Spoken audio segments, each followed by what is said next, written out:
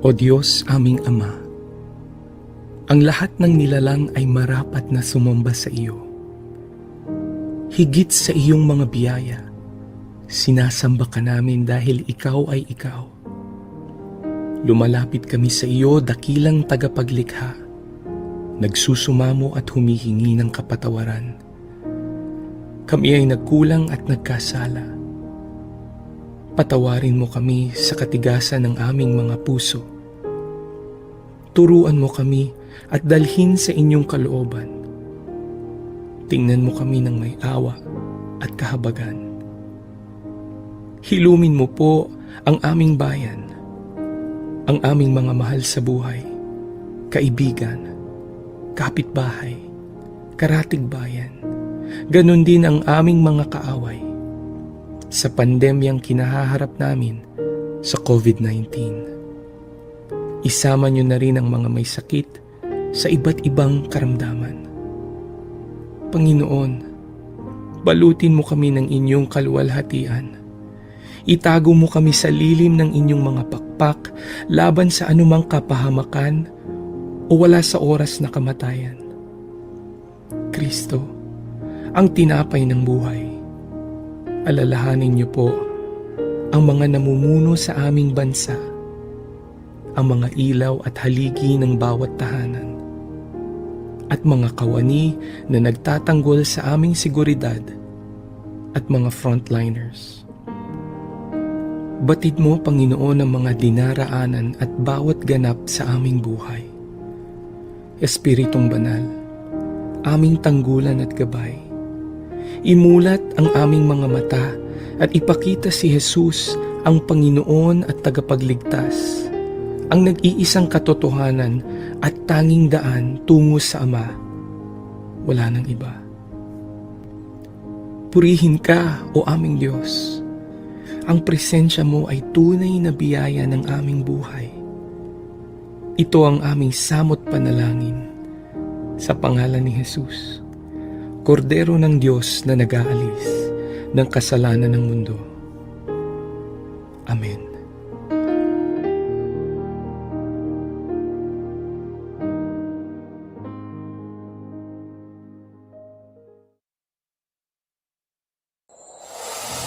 Walang kasing saya ang Paskong Pinoy. Dumaan man ang problema at pandemya, kayang-kayang lampasan basta't nagdadamayan at nagmamahalan. Ho, ho, ho! Merry Christmas! Tuloy na tuloy pa rin ang Pasko dito sa V81 Radio Worldwide. Ito ang paborito ng bawat Pilipino. Basta all hits, all Pinoy, panalo. Merong kwentong iyakan at tawanan. Kahit nasaan ka man, ito'y mapapakinggan.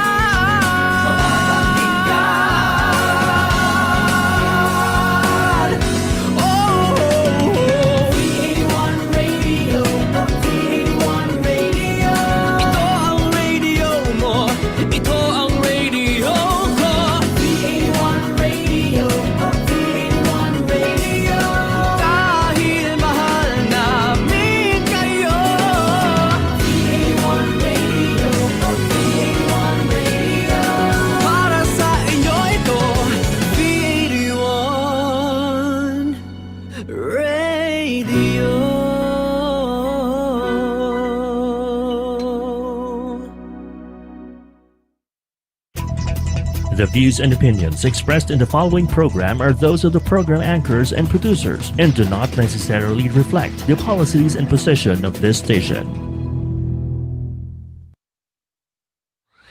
Samahan na natin si Atty. Jai at DJ Gaur sa pagpapaunlad ng kalusugan sa katawan, isipan at espiritual. Ito ang Gopalakas! Gopalakas! Dito lang yan sa V81 Radio Worldwide.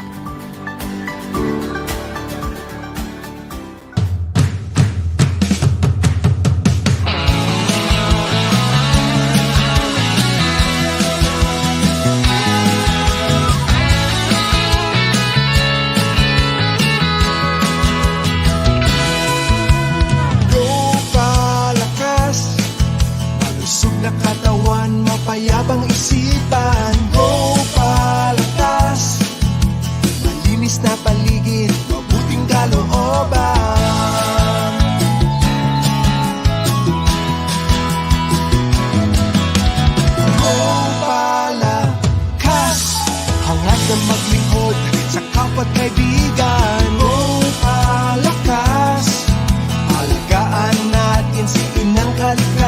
Halika na totoo sa kalikasan at kapwa-tao.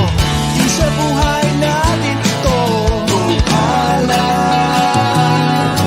Gopala. Sugan pangkalikasan, Gopalakas.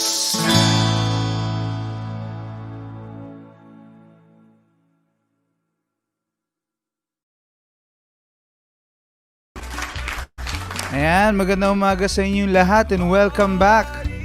Ayan po, last week wala po ako pero nandito na po ako ngayon. Ayan, so last week napag-usapan natin ang part 1 ng food security. So malamang ating mga viewers and listeners ay marami po kayong natutunan. At kung bago po kayo, panigurado po ay marami po kayong matututunan ngayong Sabado. So kamusta po kayo mga Gopalakas? Ayan, kamusta po kayo dyan? At nag-agahan na po ba tayo? Ayan, kamusta kayo dyan? So anyway, magsa-start na tayo sa ating So ang ating Gopalakas show, ayan, meron tayong team. Inaano natin dyan kung ano yung mga relevant topics na pwede natin pag-usapan at ipamahagi. Sapagkat for your information mga Gopalakas, ang month of October is Vegetarian Awareness Month. So, hindi lang sa pagiging vegetarian, kundi sa pangkalahatan na pang-wellness ay ipinapahayag natin or ibinibigay natin sa inyo kung paano maging healthy. Okay? Sapagkat ang pagiging healthy ay nakakatulong din hindi lang sa ating katawan at isipan, kung hindi sa pangkalikasan. So, sa dami ng sinabi ko ngayon ay gusto kong imbitahan ng aking co-anchor ngayon at makakasama si Ate Chandra. Palakpakan natin si Ate Chandra. Magandang umaga, Ate Chandra. Magandang umaga, DJ Gaur, at magandang umaga sa mga nanonood na, mga early risers this Saturday. Yes, Ate Chandra, kamusta naman ang iyong umaga?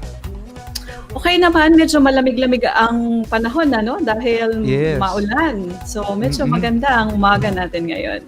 At excited ako dahil maganda ang ating mga session mamaya at ang ating guest para mamaya. So Oo, napakagandang umaga. last week nakasama natin si Dr. Dairit. So ngayon makakasama naman natin si Miss Nolet Fulgencio. So yan, pakita natin ng ating program poster. Yan. So mamaya i-introduce yan ni Ate Chandra. So Ate Chandra, bago tayo magsimula, batiin muna natin ang ating mga viewers and listeners. Ayan. Yes. Okay, hello, good morning daw. Watching from Moncayo, Davao de Oro, Wow. si Nitz Lopez Capin. Magandang umaga sa inyo. And si Kalindi Relova, nag-good morning din. Umaga. I believe all the way from La Union. Ayan. And then si Matt Restriction says, Gopalakas morning to all the way from Cavite. Francis Mina says good morning, and Miss Rosalinda Lascano saying good morning from Okinawa, Japan. Oh, Yan, ang nice. ating Wow. mga first viewers. Hope you Alright. guys are all okay wherever you are. Okay. Sana okay kayong lahat, and syempre mag-enjoy kayo sa natin, topic na pag-uusapan ngayon, at marami kayong matututunan. Syempre, wag na natin 'to patagalin, Ate Chandra. Simulan na natin sa iyong segment na news and updates. So, take it away, Ate Chandra.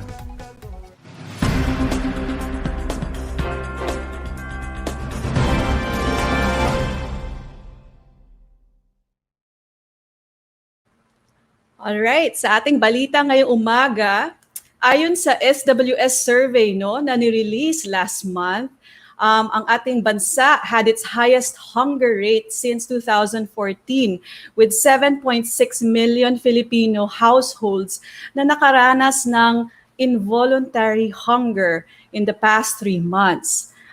Of the 1,249 adults daw na sinurvey noong September 17 to 20, 30.7% ang nagsabi na nakaranas sila ng gutom dahil sa kakulangan ng makakain, compared to 20.9 recorded in July.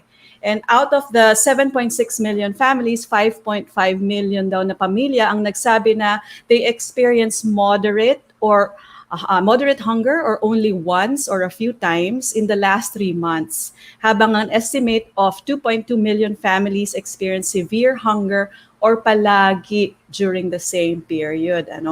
So Metro Manila alone saw an increase in hunger from 16.3% or an estimate of 546,000 families in July to 28.2% or 941,000 families na in September. So on this note, on the other hand rin, ang presyo ng mga gulay, prutas at ibang pagkain ay umakyat din sa Metro Manila kumpara sa mga presyo nila last August. Ayon sa price monitoring report ng Department of Agriculture.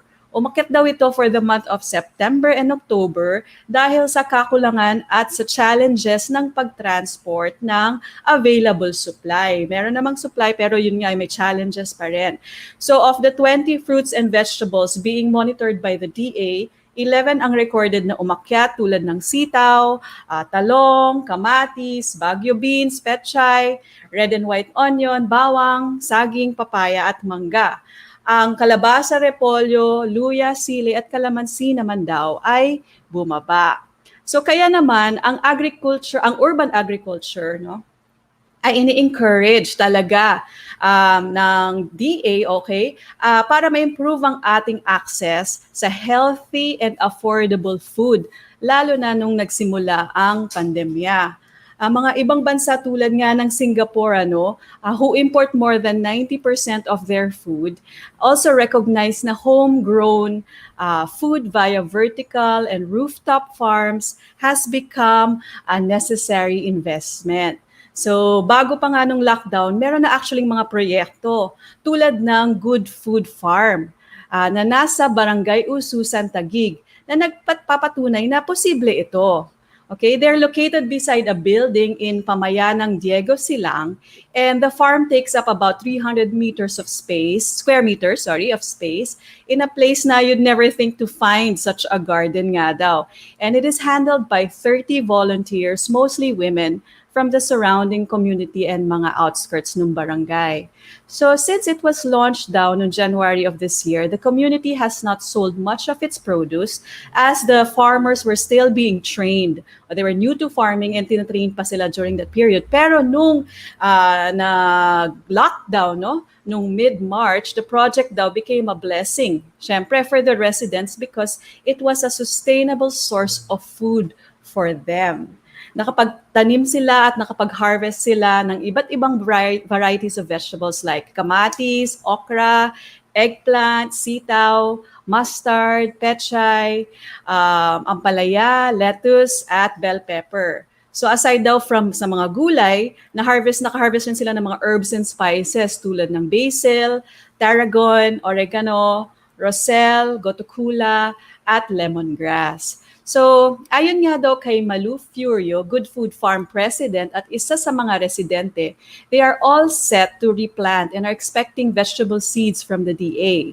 The farm has yet to attain maximum production, but eventually they want to be able to use the farm's produce not only as a source of food for their community, but also as a way to generate income to ensure sustainability and provision to more of our kababayans. Okay? So on that note, I'd like to call on our guest for today's show who will talk more about our country's programs geared towards food security and sustainability.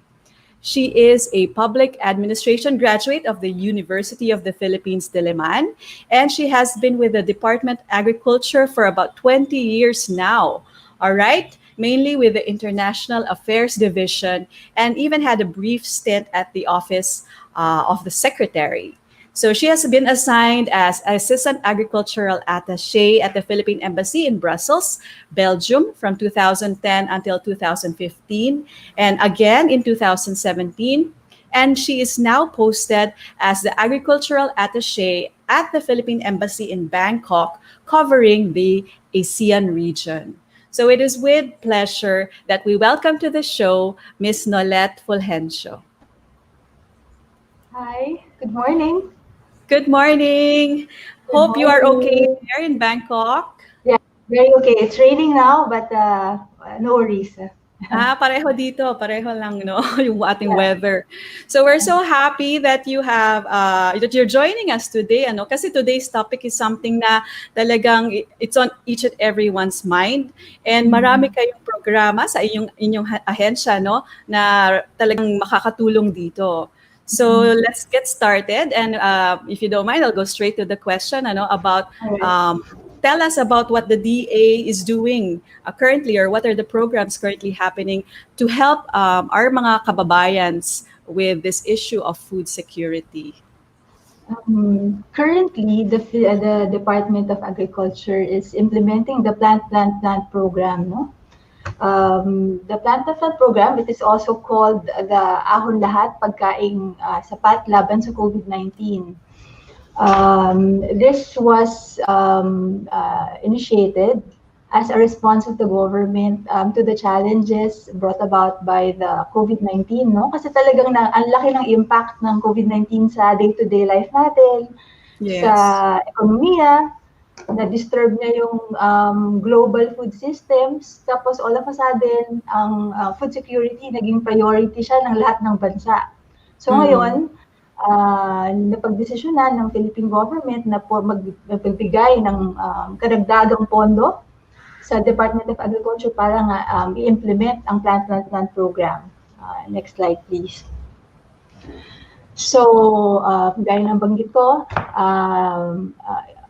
binigyan ng supplemental fund na 31 billion pesos. Wow. Yeah, 31 billion pesos. This covers 13 projects, no, to ensure food sufficiency during this pandemic, no? During this pandemic. It involves the production of affordable and nutritious food, karagdagang access sa food and food distribution systems, pagdagdag ng kita at pagbibigay ng social protection. Ang beneficiaries ng programs ay hindi lang yung normal na kliyente ng DA, no? Balikat ngayon ang academe, ang private sector, including the youth, and also most especially partnerships with local government units, no? Ang key interventions ng pagpapatupad ng PPP ay are through the provision of technical, financial, and marketing support. Next slide, please. Okay. Yeah. So ano ngayon ang mga projects under the PPP? Una, ang Rice Resiliency Project na siyang pagbibigay ng karagdagang binhi at abono para sa mga targeted rice producing provinces. The National Food Authority was given an additional 10 billion fund para makapagbili siya ng palay all over the country. Binigyan din ng pondo para sa karagdagang insurance para sa mga produktong agrikultura. Kung matatandaan natin, a few months ago, may binigay na cash assistance for eligible farmers and farm workers. Nagkaroon tayo ng, meron kalakip din dito ang production, no? Production support for crops and animal food. Okay, so it includes coconut, small ruminants, fisheries. Next slide, please. Kabilang din yung pagbigay ng pondo sa Strategic Communications Project ng Department of Agriculture. Ito ay para sa sustained information, communication, and education campaign, no? Para lahat, parang mas marami ang makakaalam ng mga proyekto. Programa. Yeah. Tapos, itong tatlo, no? Itong huling tatlo, Revitalized Urban Agriculture and Gulayan Project, Expanded Sure Aid and Recovery Project, and Upscaling of Kadiwa ni Ani at Kita. Sila ngayon yung medyo pinakamatunog, no, sa publiko kasi nga it involves, ini-involve niya not only the regular stakeholders of the DA na magsasaka siya mangingisda, kundi lahat ini-encourage kasi ma-involve sa agriculture. So, yan. Mga individuals, communities, yes. Micro and small enterprises, youth, Yeah, lahat encourage, even repatriating Filipino workers kasi alam natin maraming napauwi dahil sa pandemya, so maraming nawalan ng Oo. trabaho. So merong isang loan facility na para sa kanila talaga. If they want to engage in agribusiness, maaari nilang tignan yung programang yon at tignan kung paano makakatulong ang Department of Agriculture. Yeah. Okay. Yeah. All right. So, aside from all these projects, I know kanina na pag-usapan natin, no, yung urban agriculture, isa yan sa Yeah. mga proyektong talagang pinupush rin ng DA ngayon, lalo na dahil sa kakulangan ng pagkain sa cities, kagaya ng Maynila. Correct. Talagang pinupush, no? May dalawang ahensya yung Department of Agriculture, ang tawag sa kanila Bureau of Plant Industry, at saka Agricultural Training Institute, na siya talagang nagsisigasig, no? Na parang to involve everyone to get everyone involved in urban agriculture. We have also a few slides to show on the urban agriculture program of the DA. Next slide, please. Okay. So ngayon, pinopromote ng DA through the Bureau of Plant Industry and the Agricultural Training Institute ang establishment of urban agriculture gardens, interested barangays, homeowner associations, schools, universities, public offices with vacant lots, spaces suitable for setting up of urban agriculture gardens, either vertical or flat gardens, can be a recipient of the program. Ang DA, nagko-commit siya na magbigay ng starter kits, no? Composed of seeds, so mga binhi, seedlings, soil, compost, seedling trays, pati trainings, information materials, lahat yan kinocommit ng DA, no? Kailangan lang sumulat, no? Ipagbigay alam sa the next slide, please, sorry. Kailangan lang ipagbigay alam kung interesadong makipag-partner, no? Kung gusto yung mag-set up ng urban agriculture garden, maaaring sulatan ang director ng Bureau of Plant Industry. Ang kanyang email address ay nakalagay sa screen ngayon. Ngayon, ang expectation, of course, sa partner community, merong area, yung farm area kung saan tatamnan, lalagyan yung mga seeds and seedlings, water source, of course, at saka yung mag-maintain. Meron bang ano yan, specific like size in terms of yung farm area? Wala naman. So kapag sumulat yung isang interesado na makipag-partner, pupuntahan, mag-survey yan ng Bureau of Plant Industry. And it will make a recommendation kung ano yung posible doon sa suggested plot, and also bibigyan din ng advice on how to make the project sustainable. Kasi hindi naman pwede diba na nagbigay lang and then after a while, wala na. So we want the project to be sustainable, diba? And also inspire all the members of the community to get involved. And I understand, no, recently under the Bayanihan 2 or Bayanihan to Recover as One Act, dinagdagan pa ang pondo, no, for urban agriculture. I think another 500 million pesos was added to the program, for the program. So talagang itutuloy-tuloy natin to, yung pag-i-implement niya. And so far, next slide please. As of September, ito na yung mga nagawa ng program. So may mga urban agriculture sites have already been inspected, mga 59 na siya. We have already partnered, signed memoranda of agreements with local governments, government agencies, non-government organizations, civil society organizations, no? We have distributed planting materials already. Webinars have been conducted, and urban agriculture sites have already been established in 13 communities, no? That includes local governments like Las Piñas, Manila, Boy Scouts of the Philippines kasama din, Philippine Military, Barangay Fortune in Marikina, Aklat Foundation, Taha Foundation, and Lord's Vineyard Prayer Center. So, nakakagalak na parang meron talagang interest ang mga tao sa pagtanim ngayon, ano? And it's hindi lang pagtatanim, ano, it's edible. Nakakain siya. hindi ka lang busog sa mata, busog din sa tiyan. So, Yeah. very important, no? Next slide, please. I think lingid sa kaalaman ng marami, even before yung urban agriculture program ay nilaunch, no? Actually, pwede kang, ang mga taong bahay, pwede magpunta sa, if you are in Metro Manila, you can go to the Bureau of Plant Industry office in Manila, in Malate, or in their city office, no? And get for free seeds and seedlings. Yes. Walk-in lang. Walk-in lang. Ginawa I think namin that's yan.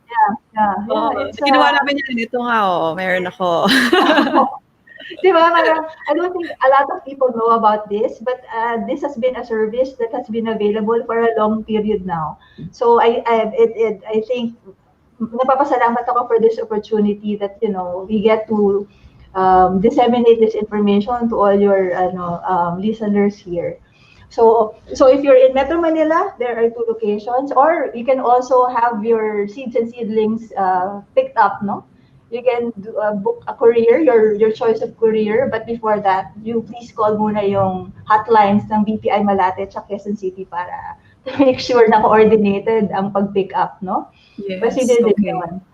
And then if you're in the LGUs or the provinces, you can coordinate with the agricultural offices of the province or the municipality. And you can also go to the regional offices of the DA all over the country. We have 16 regions, lahat yun may presence ang DA. And also at the Bureau of Plant Industry Centers in Baguio, Los Baños, Guimaras, Negros, and Davao. Okay. So mga plantitos and plantitas dyan. Punta lang tayo sa BPI. Nakakain. Yes, yes. Take note. Nutritious yan. Nutritious. And another slide. So the Agricultural Training Institute is encouraging the youth to get involved as well, no? So if you are part of a group with memberships of 18 years and below, whether you belong in the school or barangay, you can coordinate with the ATI. We have the hotline here. Please just call during office hours. And then they can provide agri-grow kits, no? Kasi gusto nga ma-integrate ang farming sa lifestyle ng mga kabataan ngayon. Para, di ba, conscious sila that what they eat is nutritious, food safe, and also so that they can also contribute to food security in their households and in their communities. Maaga pa, it's best to, have them involved in the community through these things. And minsan, di ba, ang mga tao, binibili pa nila itong mga seeds or yung mga kits, all of this are available naman pala from the government. Yes, from the government. Free. Yeah, so talagang maraming salamat for this opportunity that pwedeng ipakalat ang ganitong information. Yes. Kasi actually, ang dami-daming programa na ginagawa ng gobyerno pero hindi lang masyadong alam ng mga tao in terms of but I understand rin dito you've also what you call that? You already have parang tinatawag yung mga ambassadors to help in information dissemination, right? Yeah. Actually, youth, no?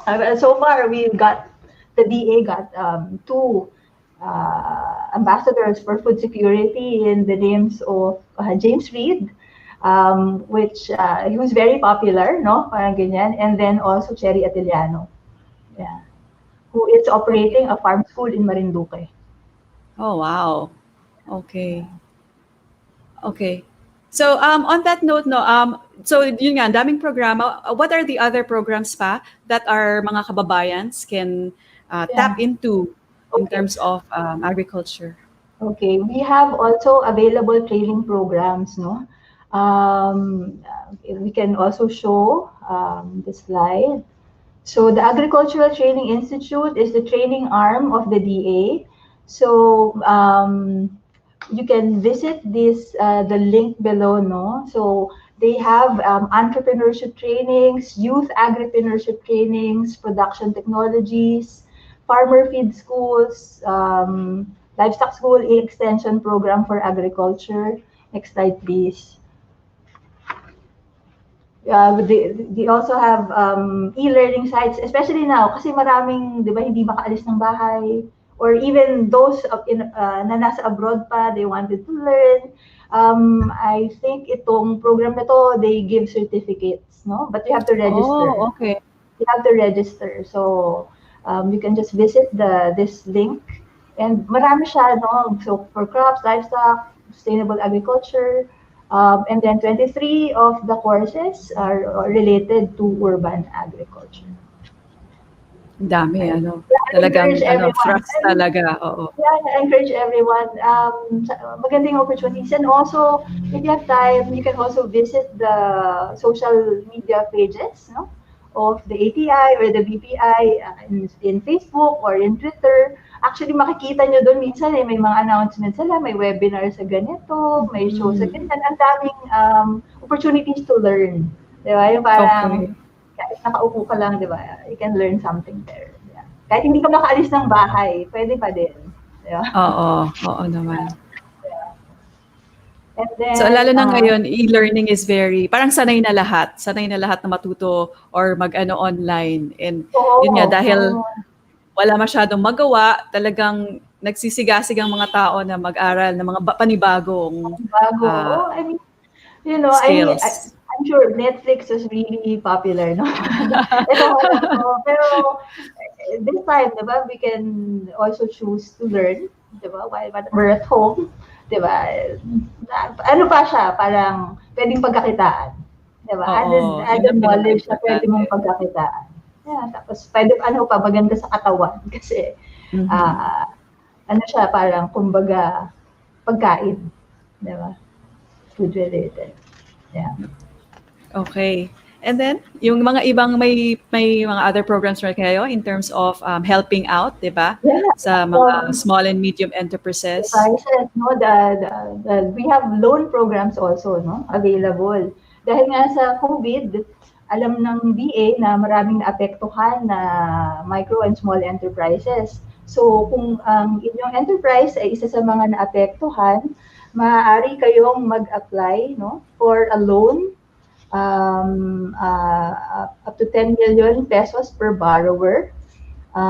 Ito ay para mag-provide ng working capital, no, for duly registered MSEs, para magkaroon to ensure availability of food supply and help recover losses incurred from the effects of community quarantine due to COVID-19.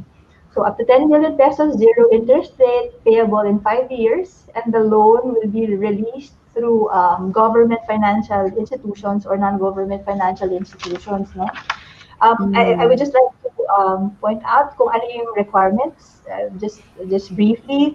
Kailangan recognized ng LGU ang inyong MSE, no, or ng PA Regional Field Office, no, registered ka. Tapos kailangan mag-submit ng letter of intent or letter of application.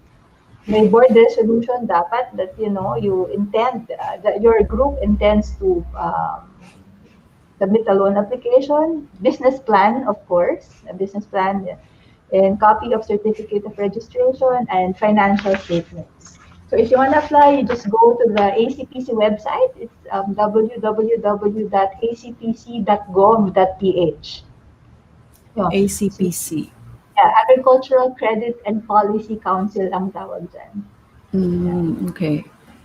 Then another loan facility is the agri-negosyo. So ngayon, kahit hindi ka naman talaga apektado, no, ng COVID-19, but you want to set up a business or you want to expand your existing agribusiness, di ba, parang ganyan. So you can get a loan up to 15 million pesos naman ito, but may limitations yun, ano? Kasi it's also available for individuals, returning Filipino workers, yung kasama. For individuals, up to 300,000 pesos ang pwedeng mautang. Ngayon, kapag ikaw ay isang micro-enterprise, up to 3 million yung iyong pwedeng utangin. And if you are small, 15, up to 15. No? So it really depends on your business plan. Kasi part of the requirements is the submission of a business plan. So if you want to avail of this, you also go to the same website and you click on Agri Negosyo. Okay. Yeah. So, yung mga proseso, gaano katagal usually pinaprocess yung mga gantong Gaano loans? katagal? So, Mm-mm. kasi application, you can do it online, no? So, online application lang siya. So, ikaw mismo, makikita mo kung kaya mo nang isubmit yung mga nire-require nila eh. Diba? Parang Requirements, ganyan. okay. So, like, kung ikaw ay returning Filipino worker, i-require kang mag-submit ng copy ng iyong passport and a proof that you were a overseas Filipino worker previously. No? Parang ganyan. So, yun. Tapos, syempre, ikaw din yung gagawa ng iyong business plan, no? May template na nakapaloob doon sa may Google, kasi Google form, and then nakalagay na siya kung ano yung mo. So may template, no? Yung business plan. Whether existing siya, you want an expansion or startup ka. So may ganun siya. And then may letter of intent din. May mga templates na doon para kumbaga to guide you kung ano yung mga information, no? So when you submit that, titignan ng ACPC ang iyong submission. Tapos if it's complete, no? If it's complete, it will just it will do its own background check kasi normally sa province, no, we coordinate with our regional field offices or the LGUs, di ba? Just to check, di ba, the area, yung mga ganon. And then if kung tama na, kung satisfied naman dun sa yung submissions, it will endorse your loan application to the financial institution, which will do its own credit investigation also. Kasi syempre, ano yun, di ba? Money. So, ang ano nila, mababayaran ba, maibabalik ba yung pera na uutangin, di ba? So, they will also study. And then, if ang sabi sa akin, within 15 days, kayang lumabas yung pera. Okay. Yeah. Mga barangay association ba or local organizations pwede rin mag-avail ng loan? Barangay associations, co-ops, barangay associations. So parang ano siya, no? NGO? Or NGO, or hindi siya government, no? Or hindi siya normal enterprise. No? Siguro as an individual. Probably. Not necessarily NGO, but not necessarily. I'm not sure kasi hindi lumalabas yung ganyang categorization sa mga news. But meron tayong you can always email, no, ACPC. If you have queries, no, sasagot naman sila. Yeah, tsaka no harm in trying, 'di ba? Parang ganyan. Sayang naman eh, 'di ba? May available facility din. We might as well use it, tulong siya ng gobyerno. So, diba? Tingnan natin kung paano. The aim is to help, diba? Not to reject proposals. So, as much as possible, if you have ideas, you coordinate with the ACPC and you explain, diba? Kasi doon nga, may business proposal, may plan na, no? You, parang in detail, no? You say whatever it is that you plan or you envision your agribusiness to be, diba? And please note that the aim here is to guide everyone, no, to encourage everyone to go into agribusiness and not to discourage them. So, yes. Okay. And aside from diba, the loans, also you also help in marketing for those who already have the business. Well. Yeah, in marketing as well. So we have a division, no, or a service. If it's in the central office, we call it the DA Agribusiness Assistance and Marketing Service. But if you're in the regions, in the provinces, you coordinate with the DA Agribusiness Assistance and Marketing Division, which is a unit under our field offices, no. These offices, they provide information on commodities, they do investment counseling, and facilitates business matching. So, kunyari, ikaw, may produce ka, you say, saan ko kaya siya pwedeng ibenta, di ba? So, you can approach AMAS or AMAD, and they will help you find your market, no? And also, itong Enhanced Kadiwa ni Ani and Kita program, So if you have a marketable volume, di ba? Di ba kasi normally may production schedule ka naman yan, alam mo, di ba? Yes. So Oo. what will you harvest this time, ganyan, no? Pwede kang mag-apply as a supplier dyan sa Enhanced Kadiwa ni Ani at Kita program. It provides kasi a platform for selling, no? So may mga roving vehicle siya, may physical retail stores, di ba? Or may set up siya in barangays or in even in malls, di ba? Parang ganyan. But you have to apply if you're interested to become a supplier. You have to write the AMAS, and then may mga conditions siya. Definitely. That includes, of course, yung marketing, yung volume mo, no? And dapat may sarili kang tao na magbebenta, especially if you want to join the roving at saka yung physical retail. Kasi, syempre, the money is yours. Hindi naman sa gobyerno. Diretso yun sa'yo. The DA will just parang give you the free platform for selling. Yeah. And also online, di ba, the website? May website na pwedeng mag-order. If you visit agribusiness.da.gov.ph, meron na dyan. And also, if for us, consumers, meron ding, you can click on that link and you will find suppliers. Some of them are big suppliers already, like Ani. So if you're looking for agricultural products, you can check their product offerings. Yeah. Okay. So for all of this information, Ms. Nolet, we can contact all those websites that you've given, and more information for more details. Yeah, these are the contact persons in respective offices. And so AMAS, this is Assistant Secretary Christine Evangelista, and the website is agribusiness.da.gov.ph. For the credit programs, the contact person is Executive Director Jocelyn Alma Badiola. The website is acpc.gov.ph. And then for the training programs, it's for the Agricultural Training and Agricultural Training Institute. The contact person is Assistant Director Rosana Mula. I was not able to write there the ATI's website, but it's www.ati.da.gov.ph. Yeah, and yun nga, as I mentioned earlier, very active ang DA agencies ngayon in social media platforms, especially sa Facebook. All of them have Facebook pages, and sumasagot, no? If there are queries, sumasagot naman. Kasi like, I checked some of the pages that said, hindi sumasagot yung ganito, working ba yung number na yan? But maybe somebody answers, and please call them during office hours. Okay. All right. So, ayun. So, maraming salamat, no, for all the information. It's been so informative. Unfortunately, we're running out of time. Yeah. But you have been, what you've given is so informative, and an eye-opener for some of us.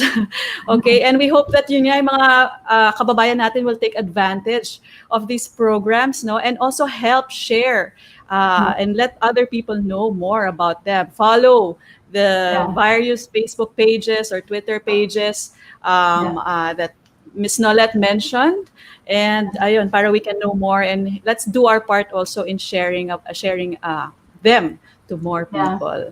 Yan, ako natutuwa ako talaga na kami na kaya first-hand experience that we were able to avail of this. Let us all take advantage of all these assistance programs of the government. Okay. Thank you so much, Ms. Nolet Fulgencio, for joining us this morning and sharing all of that. And we really hope that, through these different programs, talagang makakatulong siya sa ating food security, in assuring food security for ating mga kababayans. Good luck po to you and more power. Yeah, good. Thank you very much for having me, and more power also to the show. Thank you. Thank you so much. All right. So ayun. So for more information, we will be posting the details that Miss Nolet shared on our Facebook page, and you can also, if you have any questions, you can send them in, and we can try to connect you. Okay. So I'd like to just say hi to those who are also watching. To Miss Claire Socao Vicente, good morning. To Miss Amy Tom, good morning, Ren. And we have, I believe, Miss Nea, all right, Miss Letty and Chito, who are also watching this morning. We actually have a question here about rubber products. I will relay that to Miss Nolet Fulgencio, and we will try to get a response to that.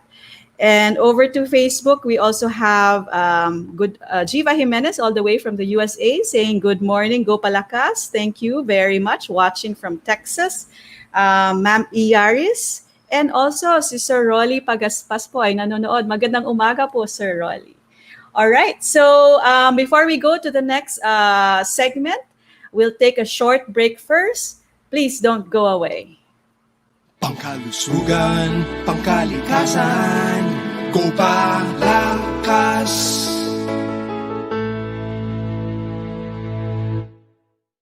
Haribo ni Tagore, Haribo. Haribo ni Tagore, Haribo.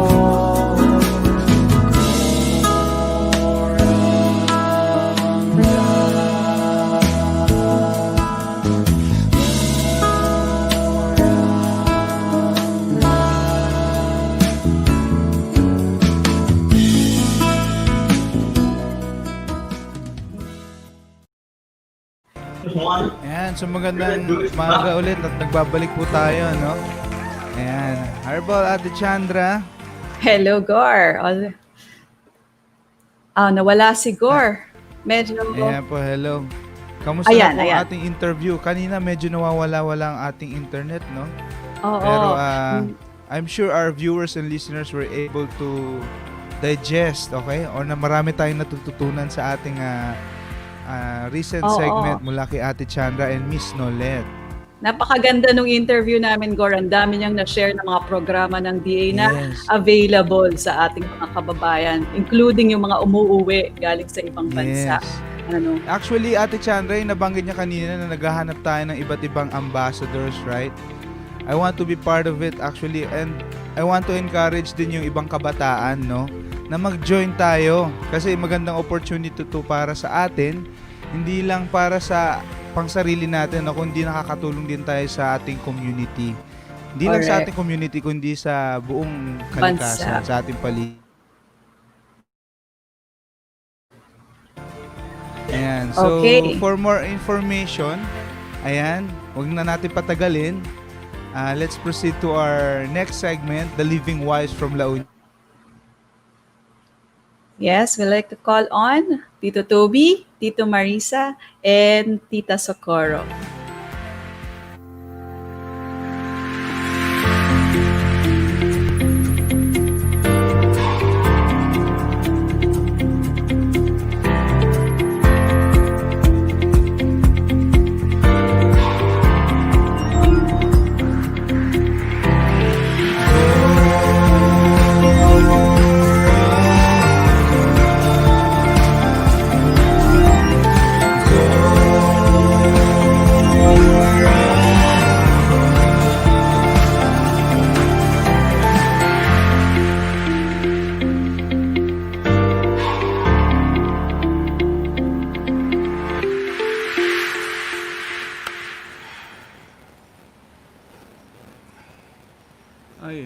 Good morning, Good everybody. morning. A pleasant morning sa ating mga taga-panood, at ating mga kaibigan, our friends all over the country and the world who are tuning in to our Gopalakas program. Alam nyo, ikayo muna. Bumati na muna kayo. good Magandang araw sa morning. inyong lahat. Thank you for joining us again. We're so happy to have you with us. Alam nyo, the topics earlier that was discussed, just so that we can see the point of view of our government, what the government is doing, no? And what can be done to make sure that availability of food is in the hands of urban people. Ito, the pandemic has showed us how difficult it is to have food available, especially for those in the highly urbanized locations. Ngayon, few things that can be added. Perhaps even communities, not just individuals, can be encouraged, yung mga associations, to make it like a community program and involve everybody. Alam nyo, sa ganitong panahon, maganda yung ganyan eh. Nagsasama-sama na naman ang komunidad na may magandang layunin o proyekto na ginagawa. And this can be programs that can involve the local governments, you know, the cities, the towns, you know, do an organized community-based urban gardening for food security ng ating mga urban centers. Alam nyo, maganda yan eh. Yung parang i-regreen natin yung ating mga barangays, yung ating mga towns, magkaroon ng regreening program. Pero yung regreening program, hindi lang tayo nakatutok sa mga punong kahoy, ngunit sa food trees. Kahit yung mga empty lots lang, no? Right. Magamit lahat. for Kailangan food. mag-assess ang ating mga LGUs. Kunyari, may mga bakanting mga lote na hindi ginagamit. Siguro makiusap sa mga may-ari kung pwedeng for the time being, gamitin as gardens. No? Gulay. In Singapore nga daw, they use even the rooftops. Yeah. Yes. You know, that's how, kung yung precious space na meron sila, they will either do vertical gardening, Oo. you know, or rooftop gardening. Yes. So, tayo lalo na, meron naman tayong space kahit papaano sa ano. This Yung is to- community gardens are so helpful. When I went to Yeah. visit my daughter sa New Zealand, may mga community gardens eh. You put in a bit of work lang naman, Yes. tulong-tulungan. And then you're allowed to harvest. Syempre, you get lang what you need for the day. So helpful. And I read one story, sinabi ng mga women na nagtrabaho doon sa community garden, they developed more friendship. Yes, Yeah, kasi kaya it's nga not ganun just eh. for gardening, socializing din, di ba? Nakalibang daw sa kanila during the COVID, and they are so happy when they see things grow, you Yeah. know, talagang It helps your mental health. Oo, and the environment Ma-inspire and ka. your health, Right. fresh food, you know. Healing yan eh. Because you're touching Very the ground, nice. you're seeing plants grow. Oo. Tapos pag nagtanim kayo ng mga punong kahoy o bunga kahoy, then you can nurture it. Nandyan yung spirit ng... There's so many facets that can be helping individuals or communities or families. Parang exercise rin nung iba. You're being Yes. outdoors in the sun, getting fresh air. And tama rin yung bring up ni Nolet na to encourage young people. Yes. You know, which is very important kasi their generation eh. Sila yung talagang kailangan din matuto and actually to pass, share it with children so they already grow up with this type of mentality na I can grow my own food. Actually, very exciting sa bata yun. To plant a seed and see it grow. Yeah. Oh, In they fact, love sabi it. nga nila, like in Singapore, dahil very limited ang space, they make sure man lang yung salad greens nila, sila hindi nag-i-import. That they can actually provide the salad greens of the people in Singapore. Oh my God, karoon ka man lang ng goal na yon na, sige, basta salad greens. Microgreens. Oo. Pero yun nga, kahit talbos ng kamote po, pwedeng salad greens yan. Yes. Pwedeng isama natin sa fresh salad. You don't have to boil it. You don't Even the have to blanch kangkong it. Pwede. Yeah. So, Tsaka, very helpful. there are things that you can do. There are techniques where you can use, kunyari, banana, papaya, sa ilalim gulay. Oo. Yun ang gagawin. Intercropping. Mag-intercrop kayo. So very diverse yung inyong gardens, you know. Kasi ang food access for millions of people in our highly urbanized places of the Philippines, where close to 60% are moving towards the urban centers. So that means the issue on availability of fresh food will be something we will all encounter if you live in the urban center. Lalo na ngayon with all the quarantine and Yes. everything, yung access ang mahirap That it na should yun. be a wake-up call for us to see that, look, you know, ang nangyari kasi, when Manila became highly urbanized, all the adjacent towns and provinces followed suit. Diyan nakatira ang mga tao eh. So naging highly urbanized, nagkaroon ng conversion ng lupa from agriculture, what used to be agriculture, for example, Cavite, Laguna, those places. Cainta, Rizal. Yeah, Rizal, mga ganyan. so many of these Lahat places yun, were mga all open spaces yun before, rice We're all lands and everything. for agriculture.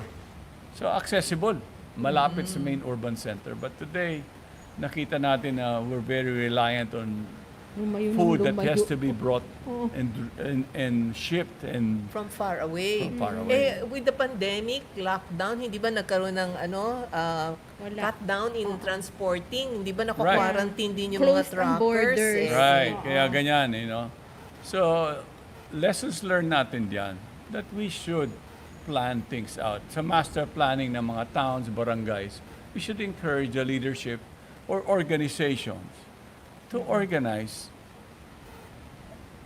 food gardens, Oo. Tapos yan, makikita nyo, maiengganyo pa yung mga kabataan, maiengganyo lahat. Win-win situation yun eh. Tapos alam nyo, sa Pilipinas nga, anything can grow in this place eh. Dalawa lang ang season natin eh. Alam nyo, anything na may araw, kahit sa umaga lang, maulanan, mabubuhay kahit ano eh. Agad. Sariling sikap nga yung ibang halaman Exactly. eh. Di Oo, ba? magugulat ka na. Ay, mayroon na pala akong ganito. Si saluyot nga biglang sumisibol kung saan-saan eh. Talbos ng kamote, si malunggay, talino. kalabasa, Eh, talino. hindi nga ba yung ang dami. kalabasa? My daughter-in-law nagtapon-tapon ng seeds kung saan-saan. Ngayon, ang dami niyang kalabasa. Alam nyo, Umakyat pa sa malunggay tree. yan, ganyan yung mga technique na yun. May mga uring puno. Sige, magtanim kayo ng malunggay. Ang malunggay kasi doesn't mind having other plants crawl on her. Tapos, ang kanyang ugat, kasi legume. May mga bunga na nitrogen fixing. O nabibigyan niya pa ng nutrients yung mga halaman sa palibot niya. Yung mga ganyan na Tama-tama, technique. kalabasa and malunggay, ang sarap niyan together. Sabay Tapos na. Whether lagyan- ginisa or gata. Tapos lagyan niyo ng pailan-ilan na saging. Pag lumaki yung saging, nakaani kasi. May mga saging, 6 to 9 months. Meron ka ng saging eh. Wow. Tapos ang papaya, ganun din. Ang papaya, kagandahan dyan sa halaman na yan o sa fruit tree na yan. Kita niyo yung dahon niya, pwedeng sinaga ng araw. Yeah. So, pag may natatanim ka sa ibaba, at saka hindi niya agaw-agawan yung mga ibang halaman na pwedeng Pwede tanim rin sa sa palibot pot niya. ba ang papaya? Oo. Kasi may mga pagkain na as much as possible, wag na natin lutuin, kainin natin as raw, mga fruits and Healthier. Raw certain- green papaya Right. for Alam nyo, salad. ano Yeah, yan it's eh. actually healthier than the ripe papaya. Kasi alam nyo, if you look at the plants, kunyari ang ating gobyerno, food security ang goal niya. Pero ang nakatugon siya, kadalasan, pag nakita niya yung earlier interview sa ating bisita, na grains, urban garden means vegetables, tama. Yun ang naging tugon at binigyan nila ng pansin. Yun pa rin ang prioridad. Fisheries, dun pa rin eh. Livestock, umaasa ka pa rin sa mga very resource needing, except for the vegetable production. Dapat idagdag sana nila besides the grains production. Pagdagdag sila ng, alam niyo, plant-based proteins ang importante. You don't need big land for that. Yeah, Oo. At saka isa pa, the storage ng mga beans natin. Kasi sa Pilipinas, medyo pag beans na narinig mo, arthritis ang iniisip. Pero hindi totoo yun. Oo. It's not a fact. Misconception. Scientifically based, hindi nagbibigay ng ganyan na problema yan. At saka ngayon, with the issue of mga swine fever, mga Right. swine flu, Swine flu. minsan magsasuffer ng losses yung farmer. Meron pa nga isa sa isang probinsya, namatay yung 43,000 heads ng manok dahil sa sobrang init ng panahon. They died of heat stroke. Right. These are Imagine. eye-openers yan eh. Oo. We should, Iba na talaga. alam nyo, ang food production for food security, talagang bigyan ng tamang pansin yan. Unang-una kasi, ang laki na ng populasyon natin eh. Oo. And we have to always be forward-looking as to be able to make it so that even as the population grow, the production of food sumasabay doon or nauuna siya. So may forward-looking and may projections kayo. Ngayon, it's so important to look at what your priority should be. Isa pa, alam nyo, one has to understand that even in the agricultural sector, the productivity of our farmlands have been degraded already, less na. Tapos because of climate change issue, nagbabago na, hindi mo na masyadong ma-predict whether maganda ang ani mo ngayon o hindi. Ganun na eh. Hindi mo nyo na madikta yan. Tapos pangalawa, it's so hard to do your planning. You know? If you're a commercial producer of a certain crop or a certain product. Kasi may may climate resiliency issues ka na hinaharap. Isa pa, halos, alam nyo, the sad part of this is, kaya naghihirap ang ating agricultural sector. Dahil nga na wala na yung ating mga natural resources. Yung mga ating kagubatan na nagbibigay ng stable climate at saka naggagarantiya na may tubig. At saka siya ang naggagaranti na, kunyari may sustainable system sa palibot ng lugar natin kung saan tayo nagsasaka. Doon tayo kakabit, you know, if we are a farmer. Kami nga, right now, we're harvesting rice, you know. I could see we're in the upland locations of La Union. So I could see the difficulty of many farmers at the moment. And with the price of rice being so low, baba, yung cost of production niya hindi makatugma. So, lagi na lang silang may utang. A few years ago, it was about 17 per kilo. 18 pesos last year, may mga ganon. Ngayon, ano na lang? 13 pesos na tuyok lang. na, dried. Plus, ang question dyan, may production pa rin tayo ng rice, pero yung nutrient density nung ganon, kung nakafocus lang tayo sa ganyan, kailangan mag-diversify tayo. Kasi if the health of the people is our priority and importance, hindi lang yung maglalagay ng pagkain sa tiyan ng ating mga kababayan na hindi sila nagkakaroon ng sikmura issues. Ngunit, alam nyo, high nutrient density, kaya mag-diversify tayo. Tapos crop rotation sa ating mga farmlands para nagbibigay na ibabalik yung sustansya at fertility ng ating mga fields or agricultural areas. Ngayon, pag ang isang lugar nakatikim yan ng isang El Nino, no? Kamukha sa atin, no? Oo. Kulang ang ulan dito ngayon 40% lang ang naging habagat namin. No? Halos wala kaming habagat. Ang rainfall namin, 40% lang ang bumaba dito sa Region 1. Oo. At saka in some of the northern Luzon. Ngayon lang nag-uulan. But syempre, second crop na yan Nawala yung main crop. Hirap yung main crop. So ngayon, maghahabol ang mga tao na nagsasaka at gumagawa ng nagpo-produce ng pagkain. So naghahabol ngayon kasi hindi mo matansya kung anong gusto mong itatanim. Uulan ba or iinit ba? You know, kaya backyard gardenings are more suited. Oo. Yung mga ganyan na Sigurado uri, kang may small pagkain. pero productive. Kasi alam nyo, minsan iniisip natin, para tayo magtanim ng gulay, kailangan natin ng malaking lupain. This is already proven wrong. Vegetables, kahit isang square meter lang ang lupa mo. totoo. Meron ka ng iba-ibang vegetables yan. Mustasa, pechay, ang dami niya nang matatanim. Talilom, may little talbos ng kamote ka, pwede yan May okra. May okra. So these are all doable. So we should not be thinking and that you have to have a green thumb to do it. Hindi naman. Maraming halaman, napakadaling itanim. Alalahanin nyo, hindi lang tayo yun involved sa pagtatanim. Pag kayo ay nagtanim ng buto, nandyan yung biyaya ng araw, nandyan yung biyaya ng ulan, ang dami yan, nandyan yung fertility ng lupa. Ang dami niya nagko-contribute. Dito nga sa amin, dito sa Lotus Valley Farm, halos kami nga, hindi na kami nagtatanim. Alam niyo, mga ibang papaya na namumunga ngayon, hindi kami nagtanim. Ang ibon na nagtanim. Oo. Alam niyo? Sa amin yung bayabas, Saan yung na lang. ibon rin ang tatanim. Lahat. Pati mga sili. Yung mga sili, hindi na kami. Kasi ng ibon yun. Farmers din yung mga ibon. Oo. Ngayon nga, namumulaklak yung mga rambutan. Nagbubunga na yung rambutan. Namulaklak last rainy season. Ngayon, nagbubunga siya. Minsan, alam nyo, may mga... Pag ang rambutan naarawan ng husto, tumatamis. Oh, May yes. mga ganun yan eh. There's certain things that we can learn from nature, that nature is going to be the one to take care of. We just need to attempt to do things, put seeds on the ground. Nature will take over.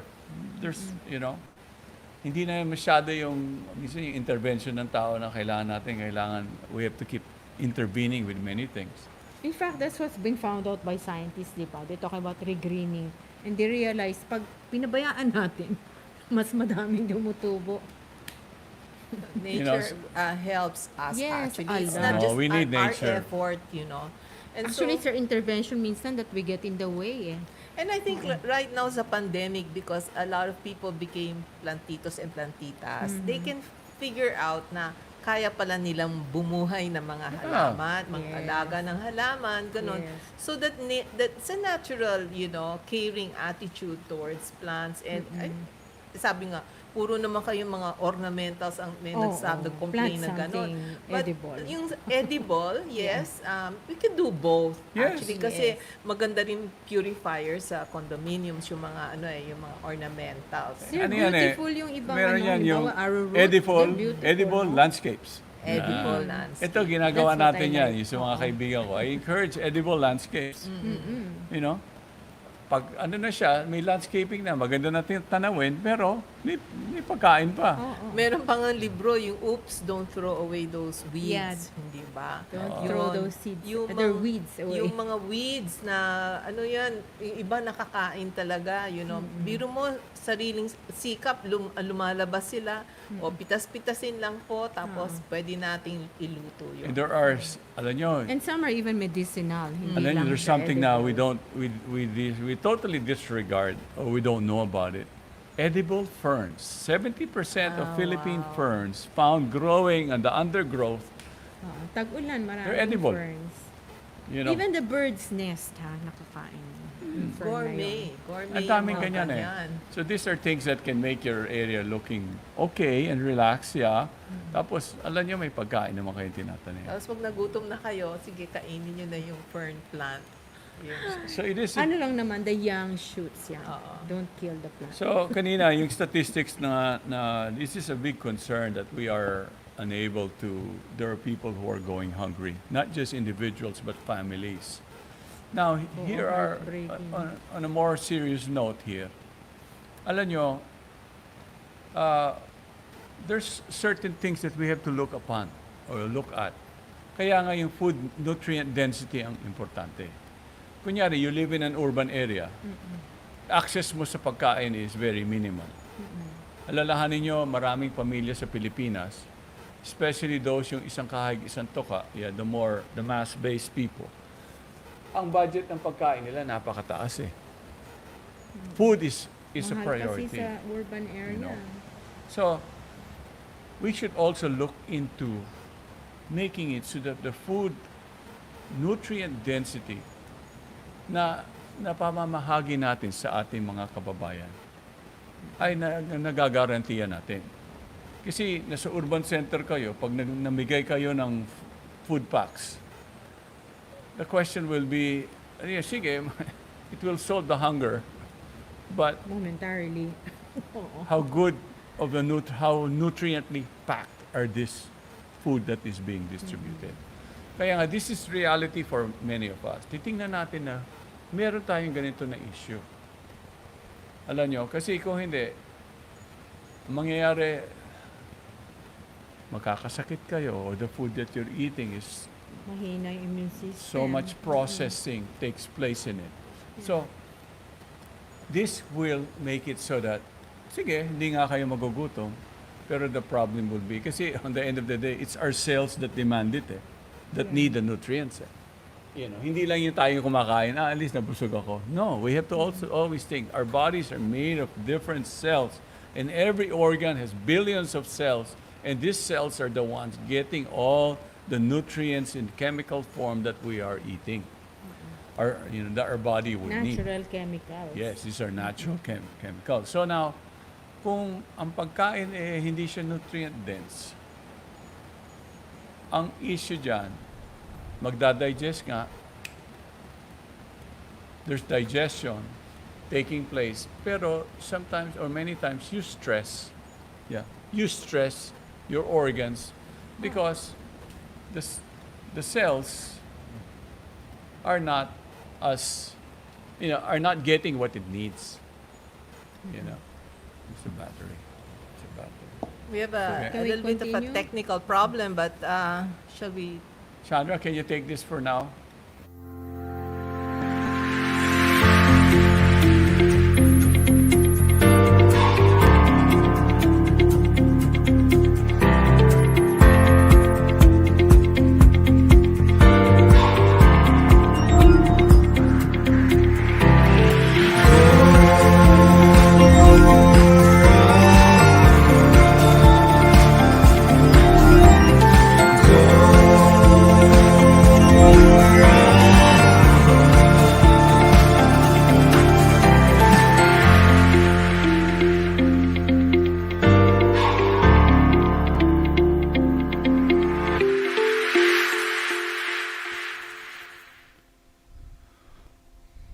Ayan. Okay, Alright. nagkaroon lang ng technical difficulty yung laon yun, no, Gaur? Oo nga po. Yes. Oo.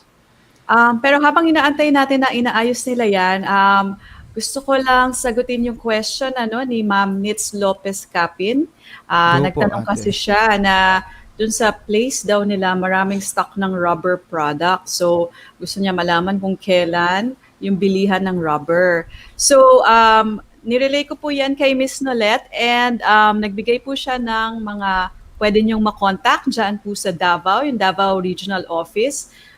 Please take note na lang po. You may email your concern to DARFOXY, that is Delta Alpha Romeo Foxtrot Oscar X-ray India, darfoxy.ored,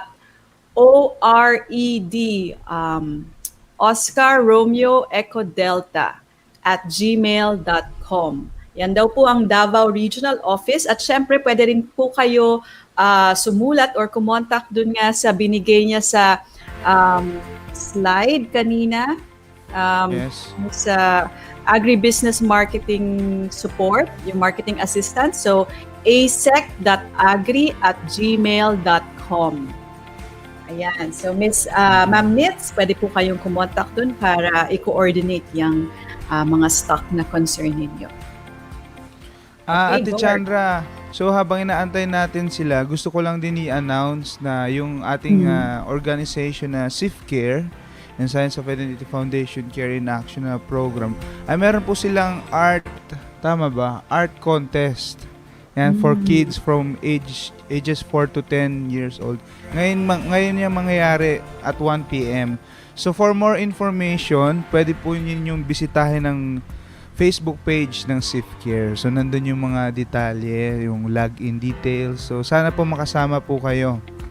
So Okay. so anyway, dahil wala pa ang ating La Union segment, siguro pwede tayo mag-proceed na sa good food, no? Okay, mamaya na tayo food. Okay? Okay ba tayo doon, Ate Chandra? Yes, of course, Gaur. Let's go ahead and watch this.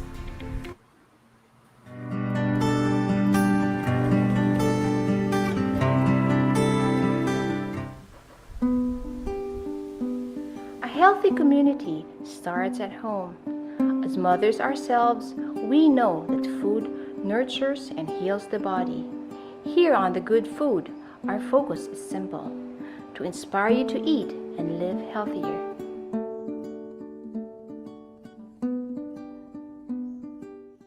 Hello and welcome to another episode of The Good Food. I'm Mimai. And I'm Chris. Today's featured ingredient often gets a bad rap for being dull and tasteless.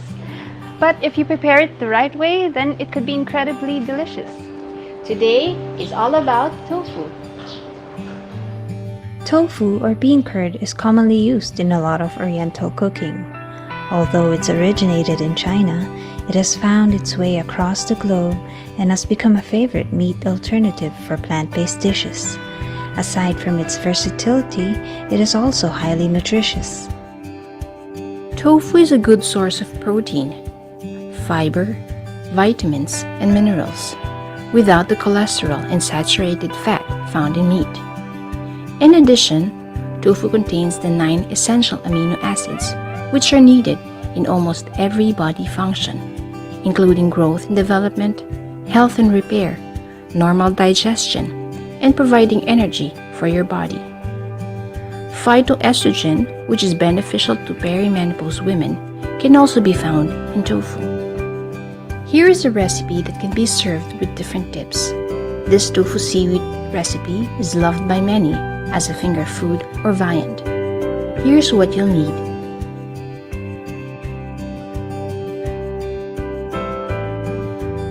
Let's begin by making the batter. In a small bowl, place your flour and water. Mix, then set aside.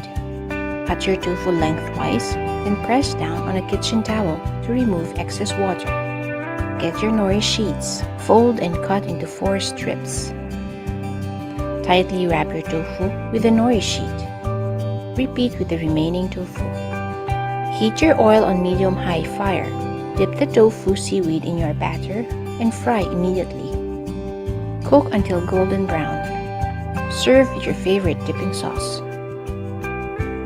For a classic Filipino take on tofu, here's Chris with another recipe you can prepare for your family. Pinangat is a popular Bicolano dish that uses taro leaves and cooked in coconut milk. It is what is known in Manila as laing, except laing uses shredded, not whole taro leaves. To make pinangat, here's what you need. Cut the tofu in half-inch thick slices and wrap it with seaweeds.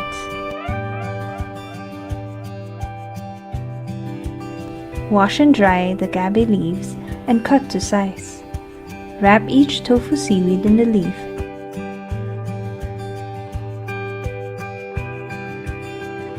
And tie it with lemongrass.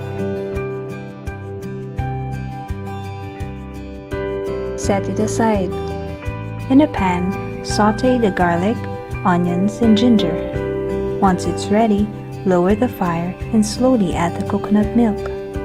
Mix this continuously to prevent it from curdling. When it comes to a subtle boil, add the vegan patis, pepper, and give it a quick mix. Then slowly add the wrapped tofu one at a time. Cover it and let it simmer for 20 minutes. You can check every 10 minutes to see if it dries up.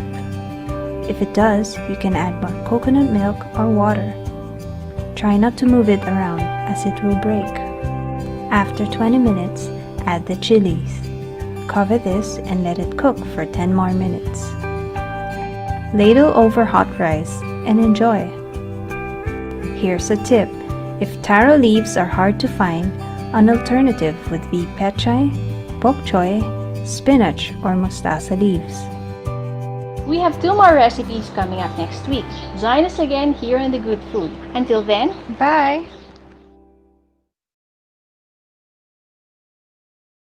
Okay, wow. Napaka-sarap Sarap naman nun. nung recipe. Oo, favorite yan ng favorite ko yan, favorite ng pamilya ko yan. And sakto siya, no, Gaur, kasi last week pinag-usapan natin yung benefits ng coconut, di ba? Yes. Lalo na yung coconut oil. So, ayun nga, incorporate lang siya sa mga ating pagkain Gata, tulad diba, ng sa pinangat. You can take your Yes. daily, you can take your daily or required intake ng coconut Yes. oil or coconut in that aspect. So ayun. All right, so I think ready na ang ating, Opo, ang ating Living La Wise Union. team ulit Yes. sa LU. So, Okay. patuloy na po natin silang pakinggan. Ayan po. Okay, Hi po, Tito Toby, ma'am. All right. Thank you. Yeah. You All know, right. About continue that, na po our tayo. camera went bust. Yeah. okay. yung minsan yung technology akala natin maayos na maayos na biglang oops, may glitches din pala. Anyway, hindi naman lobat, But anyway, just continuing. Yung nutrient density food, kasi minsan tatin, titingnan natin yan when we talk about health, no? There are different components of health. One, you exercise, eat nutritious food, you sleep well, you drink a lot of water, yung tamang na amount of water daily. Tapos, siyempre, yung tulog, importante lahat yan. We've discussed this so many times. Yeah. Now, what's important is kunyari, nagkukulang kayo sa pagkain, minsan, akala natin yung kain lang tayo ng kanin na, we're getting, alam nyo kasi ang problema, pag kulang ang nutrients na kinakain nyo, magdidemand ang katawan ninyo ang mga cells Di nyo. ba okay yung only rice, sabi nila? It's not just filling your stomach, but actually taking the nutrients your body requires. This is what is important. Kaya katulad ngayon, puro ang rice natin, puro puti. Alam ko, meron yung basta yung mga dinurado, yung Sana mga kung whole grain. milagrosa, rice, yung mga ganyan na uling mga palay, mga sinuunang panahon ang tinatanim natin at kinakain natin. Hindi, at least alam natin, may nutrient density yun. Oo. Mataas. So you mean to pack all the nutrients, Yes. even in a small quantity. amount. Hindi Yes. marami, pero Yes. kulang sa Kulang nutrients. naman. Yeah, we So- need the nutrients. Kasi ganito ang food eh. Ito yung sun, sa kanya galing lahat ng energy. And then that energy from the sun, the plants turn it into food energy. No? So, when you eat plant-based food, just as was shown kanina, yan ang sinasabi natin, nutrient dense. Puno siya ng nutrients taken from the sun that through photosynthesis, na-convert na siya. So, when we eat these plants, then we end up ingesting these proper, nutrient-packed foods, no? Yun ang kailangan natin when we talk about solving malnutrition. It's just by stuffing your face with whatever, Kailangan talaga yung healthy. And also, kahit mga saging, mura lang ang saging, Right. but Yes. it's very nutritious. Yes. Kamote is cheap. It has to it's be the very plant-based nutritious. food. Yeah. Alam mo yung the Bill Gates Foundation, gumawa sila ng study worldwide, kung ano ang nagiging problema ba, bakit maraming may malnourishment at maraming namamatay dahil maaga, dahil nga mali yung ating kain eh. Nakita nila na ang problema, yung kulang, they didn't focus on what we are eating, but what we are not eating. And what we are not eating are these foods that are full of nutrients nga, no? So they were saying, sana dapat talaga, imbis na unnatural yung pagkain natin, puro mga processed and all that, dapat we go back to these natural foods. And they were saying, that we're really not eating enough whole grains. Like he mentioned, puro white rice nga kinakain natin. Well, sobrang na-mill out na yung mga good stuff ng rice, no? So if we stick to whole grains, kasi nature made it whole na, andun na lahat ng kailangan natin, tatanggalin pa natin. Kailangan we take it as nature has intended for us. No, so they said, kulang tayo talaga sa whole grains. And we're also not eating enough food, as you mentioned, the bananas, no? Ang problema natin ngayon, kasi nga, yung access to food ang problem eh. Diba? Halimbawa, wala ka nang, like us, our main food is rice. It's hard to get the rice, and the rice you get is mostly white. Yeah? And then, because kulang rin ng pera ang tao, the access is hard, di ba? If you have money, parang for us Filipinos, rice na yung bibili natin, hindi fruit. Nasa-sacrifice yung mga fruit at gulay. What do we take? Ngayon, we just buy a lot of seasonings. Halimbawa, sige, magic sarap na lang, masarap siya. Pero kulang pa rin sa sustansya. Pero diba? chips at saka nagsusoft drinks pa rin. Yeah. Pag And the problem with that, puro asin, puro Sugar. coloring, puro sugar, all of which are not good for us. Kasi halimbawa sugar, when you take sugar, we get robbed of nutrients nadideplete. And one of the things that's usually depleted is zinc, which is so important for our immune system right now, di ba? Kasi we're fighting off nga diseases, we don't wanna get COVID. Yeah, ang sabi ng findings nila sa Bill Gates Foundation, na if we just cut consumption, let's say, of red meat, yung mga sugar, if we cut that in half, and we eat more fruits, gulay, proper whole grains, that we would prevent 11.6 million premature deaths, which are related to eating the wrong foods. This is in the Philippines. This statistics is in the Philippines. No, actually, this is, but also worldwide. They did a worldwide study.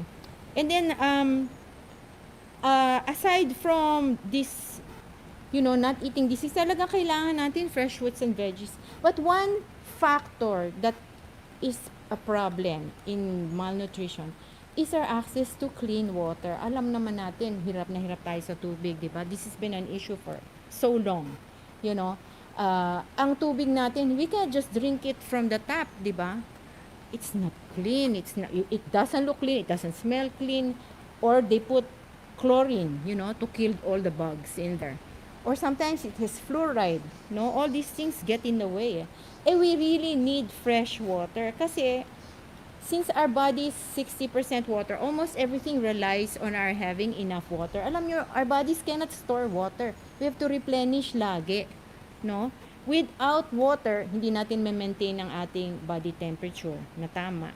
It won't be able to bring we need water to bring the nutrients to our cells. Yeah, that's what we carry to the cells, the food, and from the cells, yung toxins, the things that we don't need. And it also provides cushioning for our joints para we don't end up with arthritis and things like that. Yeah, so, and you know, we lose water all the time. Just talking, you lose water. And then we have sweating, yeah, perspiration, that you lose water. So even breathing, you lose water.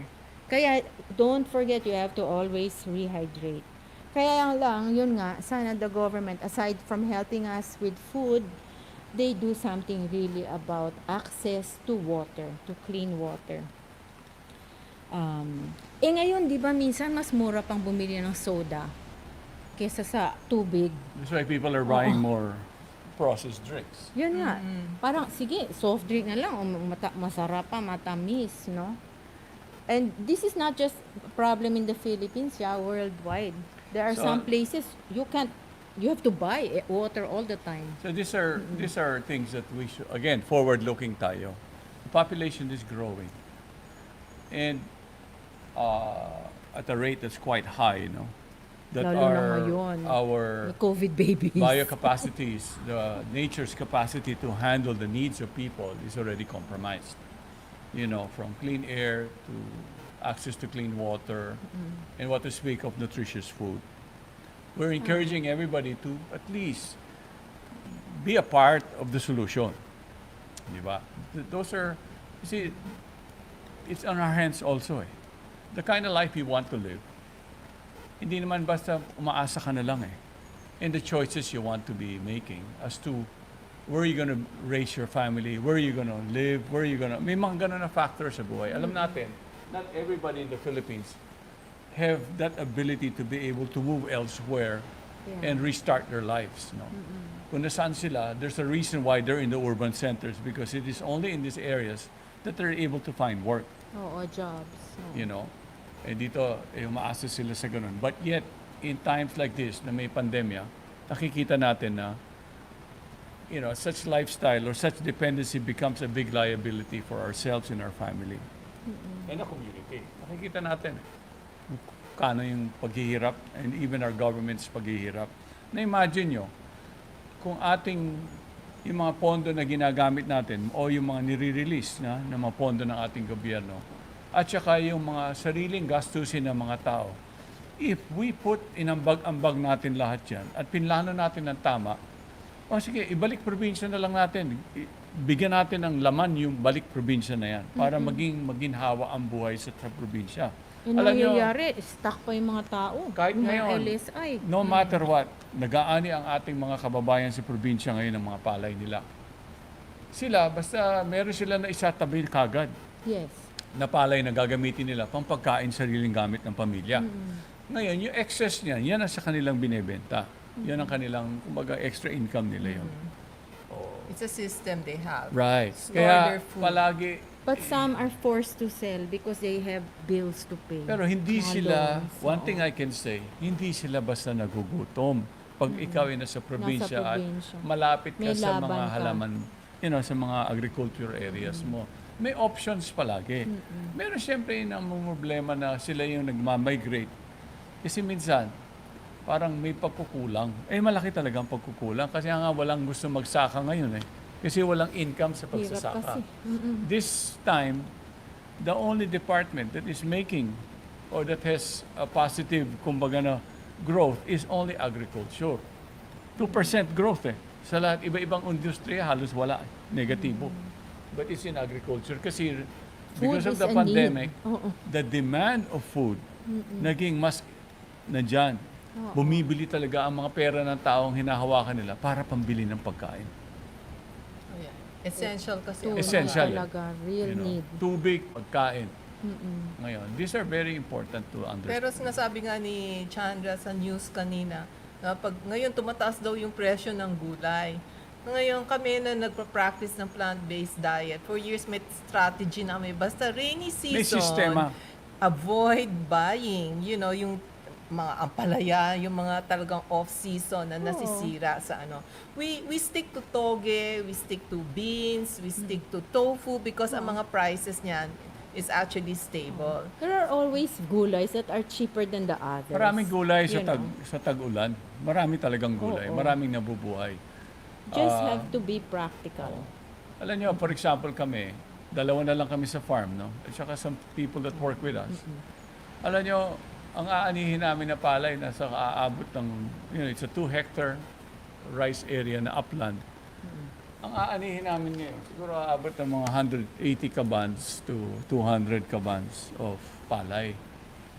So kung kami lang, more than enough, kami, kakaunti na kayo kumain eh. Way more than enough. Hindi nyo, parang, uy, dami. Ang puntos ko rito, really, Tara, punta na kayo sa probinsya. when you're in the probinsya, you have all of these possibilities and options. That's why we encourage our government and everybody else. Even, alam nyo, may isang bagay na hindi nabigyan masyado ng pansin. I think our private sector has to give more, has to invest more sa ating probinsya, sa agriculture Kinuwento yun ni industries. Nolet, People's Initiative in Thailand. The other organizations are taking the steps forward. They don't wait for the government. They know sila ang meron sariling initiative or motivation to actually do something about their food situation. So, okay, Tita Soki, you have something to share with us again today. Oh, yes. I have two quotes, okay? One is from Jagadguru Siddha Swarup Ananda. Sabi niya that if man was not greedy, no one would be hungry. No. Okay. So in other words, you equate greediness with hunger. Bakit ganon? Sabihin nila, kumakain lang naman akong ganito, paano naman nadideprive yung iba? One, it's about food choices. You know, that basically, if you're consuming more of animal protein, yung pong tinatanim na mga corn, nakikita natin, minsan sa mga probinsya, nagbibiyahe yung mga tao. Ay, ang daming tanim na na mais. Oh, as Sabi far niya, as you can see, puro ang dami. mais. Sabi niya, Pinalitan niya yung palay. Oo. After second crop yan, mais. pero hindi po natin makain yung mais na yon. Ang kakain po nun yung manok, no? At saka mga livestock. Livestock. Mga ibang livestock. Ang pang yan feeds. Feeds, and then so that land that can be used to produce food for us is producing food for animals. And yet yung conversion po ng food protein for the animals and animal protein for humans, napakababa po ng makukuha na nating protina pag nanggaling na sa hayop. Kasi maraming parts na dinidiscard naman dun sa animal, hindi mo mako-consume yun as protein. So, sayang po yung land use. And of course, we also use chemicals, we use water to grow all these other plants, no? Just in America pa nga, pinapakain pa nga nila yung soybeans, no? For Oats. animal oats for animal consumption. And I know that there are some formulas for pigs with milk. Okay? Kasama yan. So, Kung sa tao binigay yun, ang dami nang nakakain. exactly. That Oo. would have nourished so many people, and therefore there would be no hunger. Really, there would be no hunger if we were intelligent and wise in using our resources to plant food for people, protein for people directly. Yeah. No? This is actually one point. So there would be no hunger if there was no greediness. At saka rin po yung greediness na yan, sometimes, masasabi natin there are companies that really, their purpose is to make money in agriculture out of making the farmers dependent on them. Okay, that's the use of mga GMO seeds, no, para ang farmers po bili ng mga seeds. So the farmers can no longer plant because they are dependent, they have to pay the big multinational companies. So basically, yan po yung at saka greediness, minsan may problem na rin po makikita natin. Obesity, in Western countries, there's already overconsumption of food. I think even dito na sa atin. Philippines, I think we ngayon, have an problema na obesity rin issue natin yan. or overweight issue. Yes. Akala natin minsan, kinukulang tayo sa pagkain, but yet we find, if you just watch the news, watch a group of people, you will find mabibilang nyo lang yung mga tao na who are in the proper weight, who is in shape, maganda itsura, So basically, overconsumption of food and wrong utilization of resources actually creates problems also for us. So hindi lang malnutrition ang magiging problem, it will also be obesity. That's which is part of malnutrition. Part of malnutrition Yes. na yon. Okay? So therefore, we're creating more problems with our way that we eat. And then, last but not least, I would like to cite a quote from Mother Teresa. Okay? She's a very humanitarian person. Tapos, ang dami niyang minotivate na magtulong sa mga poor people. And she had one message that involves food security. Sabi niya, live simply so others may simply live. Okay? So kung lahat po tayo ay mabubuhay sa simpleng pamaraan lamang, and that we are actually very responsible in what we consume, and that we don't overconsume, we are making available resources for others. Okay? Hindi po natin kukunin yung ration ng ibang tao. Kasi may kanya-kanya tayong ration for May quota. May quota. Parang quota tayo. For proper living and happy lifestyle, may quota lang tayo. So if we take, our own, yung quota natin very intelligently, then let us share the rest of it with the others who do not have so much. And let's teach others also. It's not just giving, no? But we teach them, okay, you can grow your own food. This is the kind of food that you'll be healthy with. Protein, plant-based diet, no, na magagandang mga nutritious food, you know.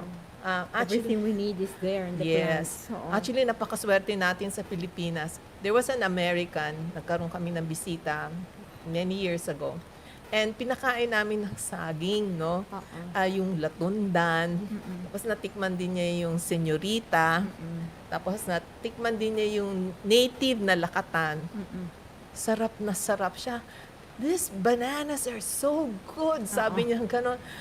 I never tasted them in my life. Kasi sanay sila dun sa Cavendish na yung yun lang. imported, no?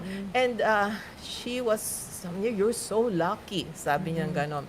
Sa totoo lang po, pag kinain natin yung mga native bananas natin, meron pa nga tayo yung mga tomok, di ba? So many kinds. Pati yung mga saba. It's very Here nice. we There call are so one many Don advantages Mariano. of Ang sarap here in niya. our country. Kasi alam nyo, yung food availability nga, ang daming pwedeng mabuhay sa tropical countries.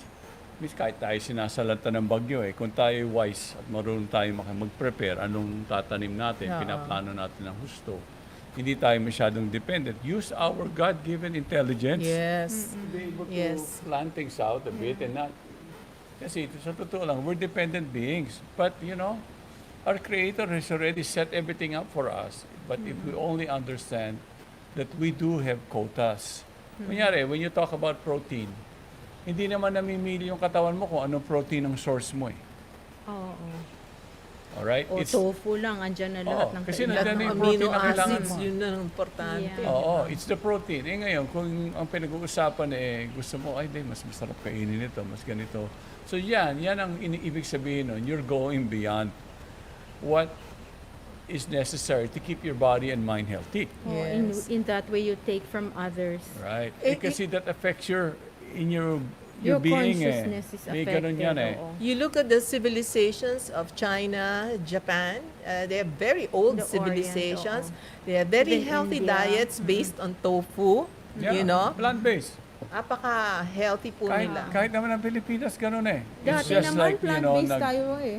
Diba? ang dependency nung araw nga, di ba, if you talk to tribal people, even the Igorots, for example, the ones who made all the rice terraces, they were basically almost 90% plant-based ang kanilang Sayote, diet. kamote was one Yung of their ganun ang main pagkain nila. Tsaka mountain diets. rice. Oo. Yes. Magkakaroon lang sila ng meat sa kanilang, pag may festival. Kasi sa kanila, importante rin na may mga hayop. Inaalagaan nila yung mga hayop. Kasi they understand very well the contribution of animals in the well-being of nature. Ito ang nawala ng mga kaalaman. Kaya ngayon, naging kumbaga masyadong commercialized lahat. At saka it involves, kasi ngayon, di ba, it involves a lot of investment, it involves a lot of different things na Factory farming of animals, So- the waste production, yung sa so environment, many, kasi sinentralize nila yung productivity eh. yung sickness, Yeah. antibiotics sa mga hayop. Kailangan. Alam mo, when you were talking about greed, what came to my mind last night sa news, pinakita nila yung isang bata na ang payat-payat niya. Kinausap siya, sabi sa kanya, anong ginagawa mo pag gutom ka? Sabi niya, natutulog na lang po ako kasi wala naman makakain. Imagine, kailangan talaga, please, let's not be greedy para naman hindi mangyari yan sa mga bata natin. Tinutulog na lang daw niya yung kanyang gutom. Yes, so we Ay, have nako. to take the initiative and we invite mga NGOs, mga organizations, mga like Rotary, Lions, JCs, mga ganun. Let's embark on garden, urban agriculture so that we can help teach, other people how to actually grow their own food, All the civic groups. All civic groups, Kasi there should be movement and also forward-looking tayo palagi. Marami na tayong lessons learned, but we should not keep making the same mistakes. Oo nga. Alam natin na may kahirapan na naging cause ng pandemya at marami pa tayong suliranin at saka disasters na haharapin. At saka with plant-based protein, can be stored. Your mongo can be Right. stored. It can last several months. Even in a pandemic, even when there's a typhoon, pwede po tayong kumain ng beans. And you don't need to eat so You don't much. need to refrigerate it. You don't need to eat so much. And Hindi kailangan sprouts, masarap po. maraming kainin. So ito ay sa ating mga tagapakinig, I hope nakapag-share kami sa inyo ng different insights on other possibilities. Food, the health of our body and mind, and our own health as beings, spiritual beings, is in our hands. We have been gifted with intelligence, the proper form of life, that we should be able to determine, our fate pagdating sa pag-aalaga ng ating sariling mga katawan at saka ating mga pamilya. And if we go by the universal rules and laws of existence, nature has already provided enough for everybody. Yes. Hindi nagkukulang ang So nature. much. There's just so much. Kaya nga na-share ko sa inyo kanina. Oh, Kami not lang. just enough for Sobrang our daming palay. Ilan ang kakainin natin? Kaya mahina na kami kumain ng rice. Halos hindi kami kumakain. Kakaunti lang. But there's so much that is being produced by land. Just do it right. Yes. Have the right intention and be so thankful for all the God-given gifts that's there all the time. Clean air, sun, fertile soil, and water. Our needs, physical needs, is not so much. But created needs is where the problem is. So, Yes. So I don't hope- be greedy. okay, huminga Be ng malalim, thankful. mag-exercise, Oo. kumain ng tama, at matulog ng mahimbing. Live simply. Magdasal kayo, Yes. pasasalamat sa ating pang-araw-araw na buhay. Ang biyaya ay nasa atin palagi. Maraming salamat po Thank sa inyo Thank lahat. you. See you next week. Maraming salamat rin, Tito Toby, Tita Marisa, and Tita Socorro. Alam mo, every time we finish yung segment ninyo, marami talagang insights na nare-remind. Magagandang insights na nare-remind kami. And yun nga, kung if we all just apply it, it would really lead to a healthier or happier individual communities and True, country. Chandra. Yeah, so thank you so much for sharing your wisdom, and we'll see you again next week. Okay, thank you to everybody. Okay, Yes. Chandra, take it. Bye. Take care. Okay. So at this point, no, I just like to say hi again to some of our viewers who have been watching or who have been with us. To Miss Elenet Rilyorasa Di Maculangan, she says good morning. And we have si Thomas Treichner, good morning po. We also have J Resurrection saying good day, hi Gopalakas, watching from General Trias, Cavite. All right, so now hindi ko na papatagalin, we'll take a short break before our next segment. Pangkalusugan, pangkalikasan, Gopalakas.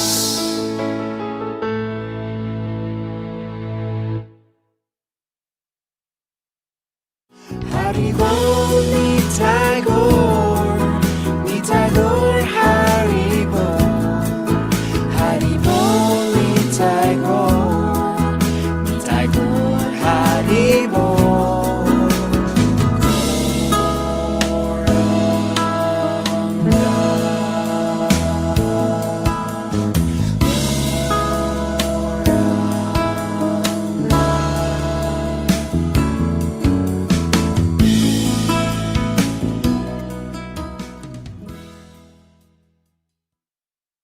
Connected ka na ba para laging updated sa mga bagong shows, promos, trending news, viral videos, events, o patok na OPM hits? Just follow us on Facebook. Simple lang. I-type lang ang letter V81 Radio. O, di ba madali lang? Kaya i-like at i-follow na.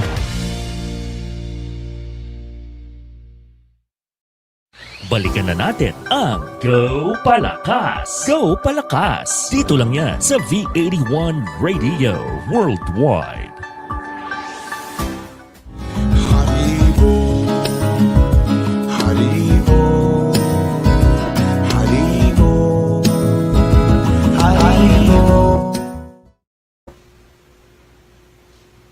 Thank you very much.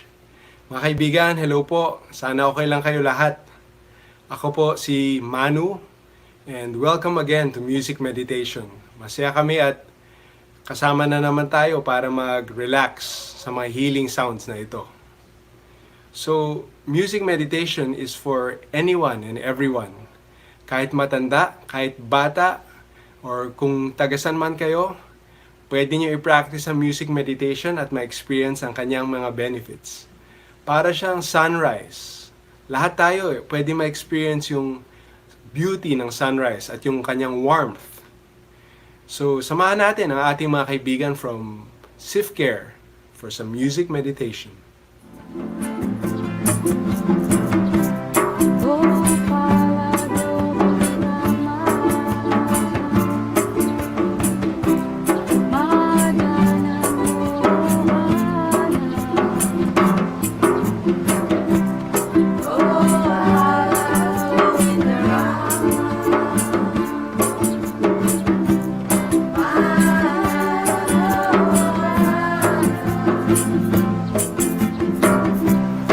Oh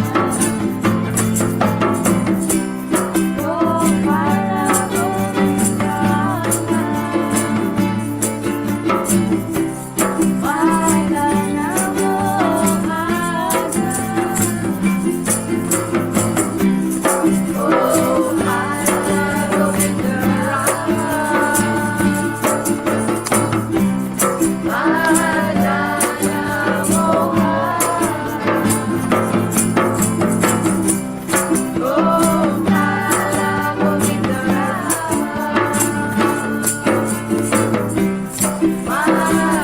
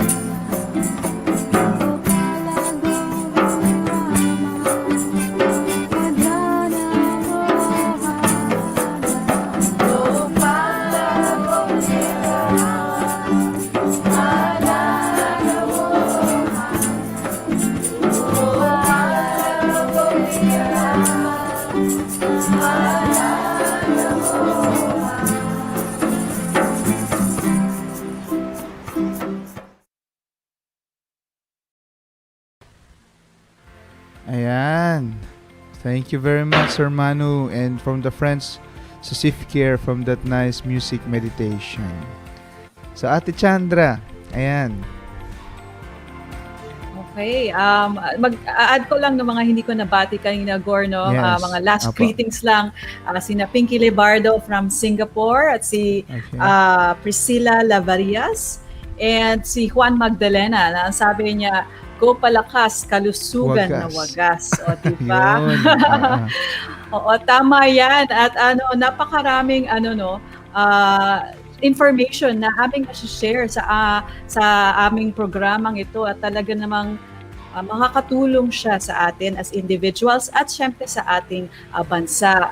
So tulad nung Yes. sinabi nga ng ating guest kanina, no, Gaur, meron namang available programs ang government and we can Yes. all do our part in ensuring food security, at least kahit papano for our families. Yung BPI nga na dyan, hindi lang sila namimigay ng seeds, pati seedlings, yung nakatanim na, alright? And nung pumunta Yes. kami, open air naman siya, mabilis lang yung pagkuha, walang problema. Alam mo yun? And Yes. sabi nga ni Tito Toby, na wag lang rin natin iaasa lagi sa gobyerno lang. Shared responsibility yan, di ba?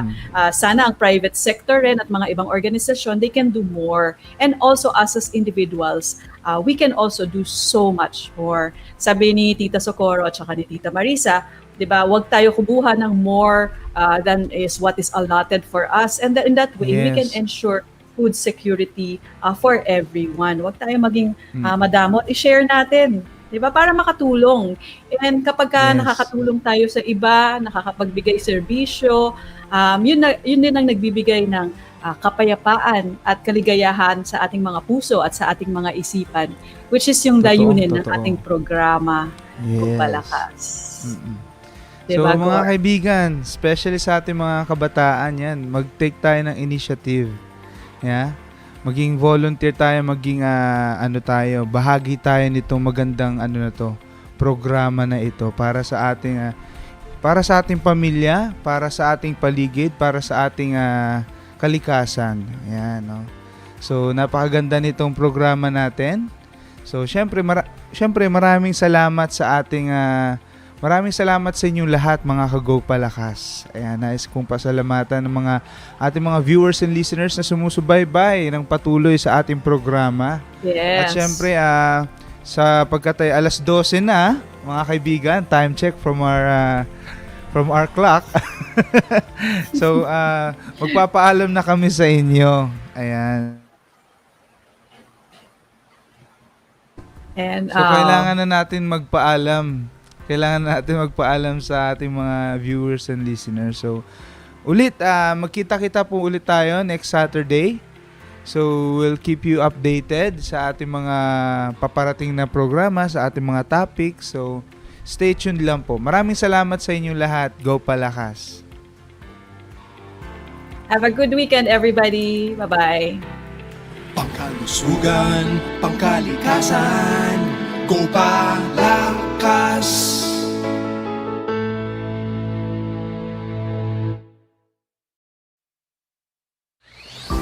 Pangkalusugan at pangkalikasan, samahan si Atty. Jai at DJ Gaur sa pagpapaunlad ng kalusugan sa katawan, isipan at espiritual. Go Palakas! Go Palakas! Pangkalusugan at pangkalikasan tuwing Sabado, 10 a.m. Philippine Time. Dito lang yan sa V81 Radio Worldwide.